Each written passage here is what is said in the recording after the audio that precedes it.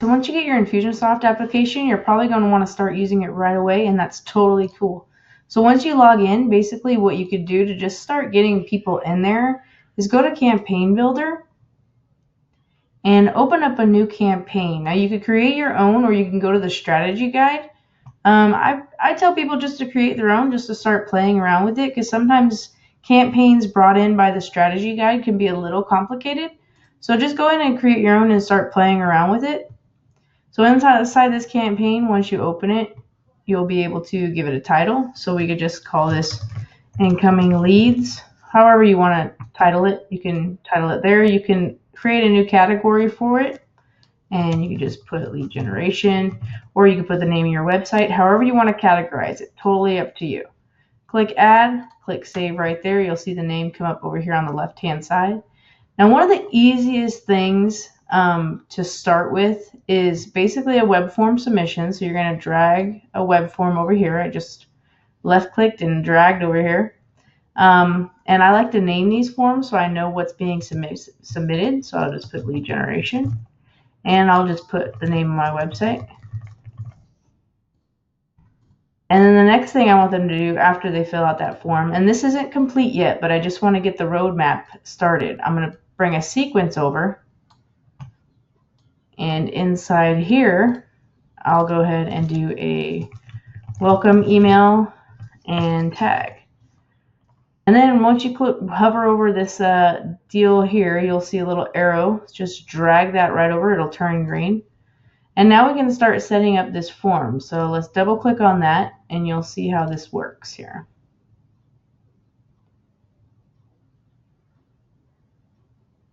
All right, so inside here, it's going to see right away, it'll always populate the first name and email as required. The most important thing to always require is the email address. Name, you don't have to require it. This could totally just be like an email submit form, or you could double click on the first name, and you can also require the last name as well. So I'll go ahead and do first and last name. And then inside the field snippets, you'll be able to drag and drop any other fields you like to add. So if I want their phone number, I can just drag and drop it, and I want to label it as phone. And I don't need it required, so I'll just save it. You can see the asterisk is gone there. And if there's any other fields I want to drop in, I could do that as well. Now, if there's information that I want that's not necessarily on their contact record, I could put other. And these are where I'd put my custom fields. Now I can go down here and create a custom field, and I'll just call it more information for lead, and we'll make that a text area. But as you can see, there's a whole bunch of options here for this, but I want it to be a text area.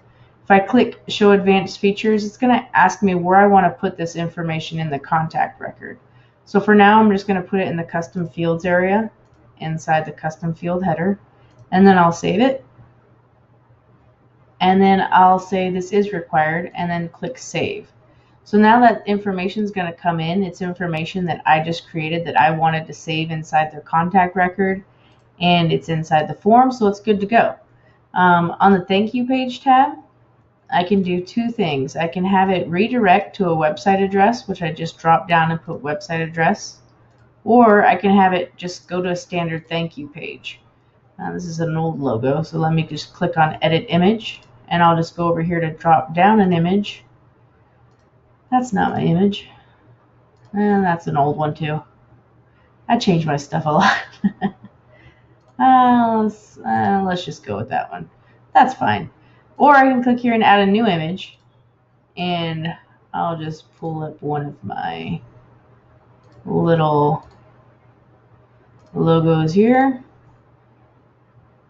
And the alt text, I'll just put level up agency. And I could choose the alignment there. I can manually resize it if I want, but I'll just leave it like that. When I click on it, I like to center it, but you can also align left and right. You can grow or shrink it according to how you like it sized. Cancel that.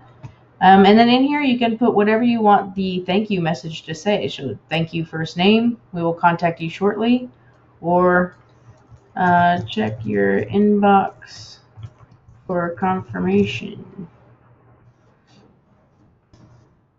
And that's easy like that. So then you just over here on the right hand side, just take it out of draft mode and click ready. Next thing you want to go to is settings though, real quick.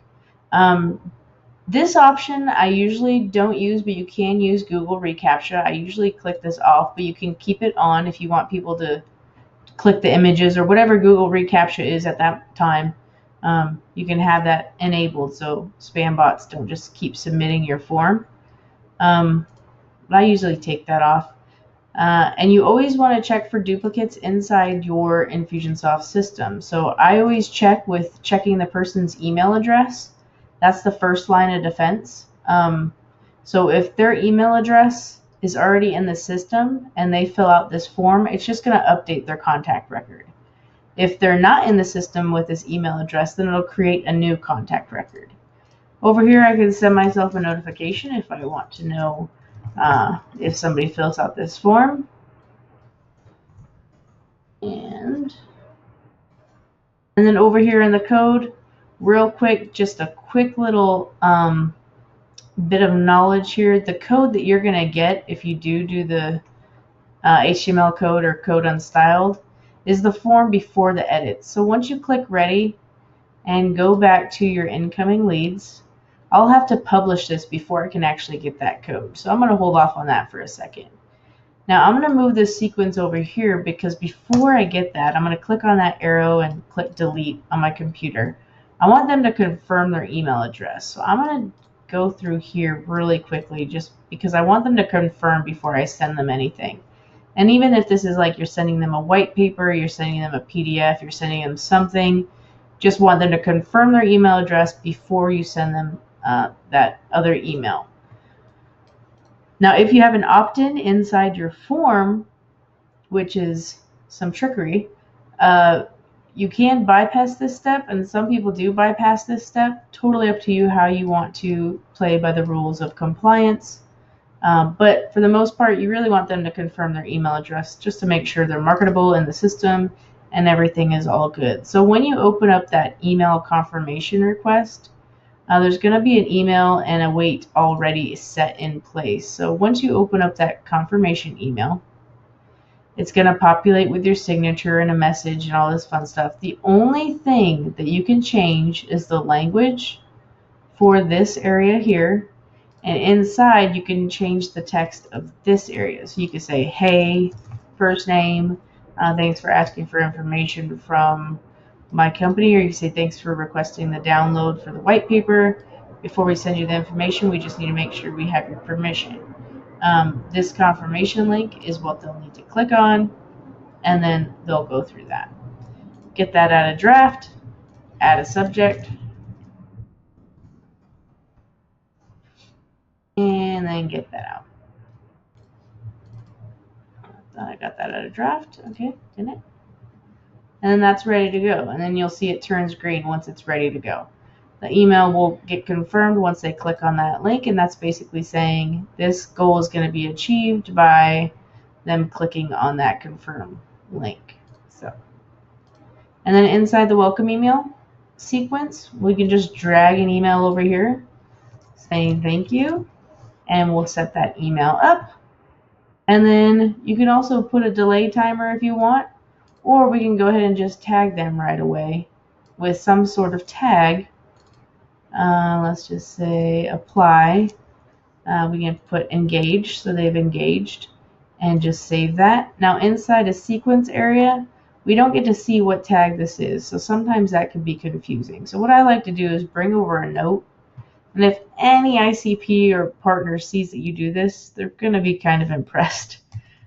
So I just put engaged right there because then I know what that tag is. I resize it and I put it right there on top. Then I don't have to come in here and open this up all the time to see what it is. I could just look at it.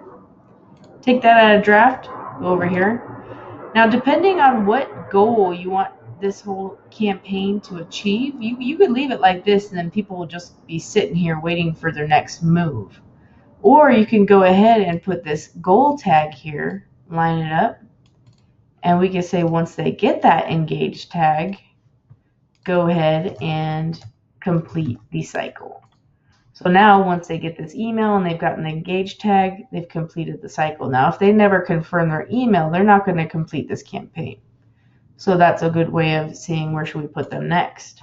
But all in all, this is basically an incoming leads campaign with a form, confirmation email, welcome email on a tag, and a goal of engage tag.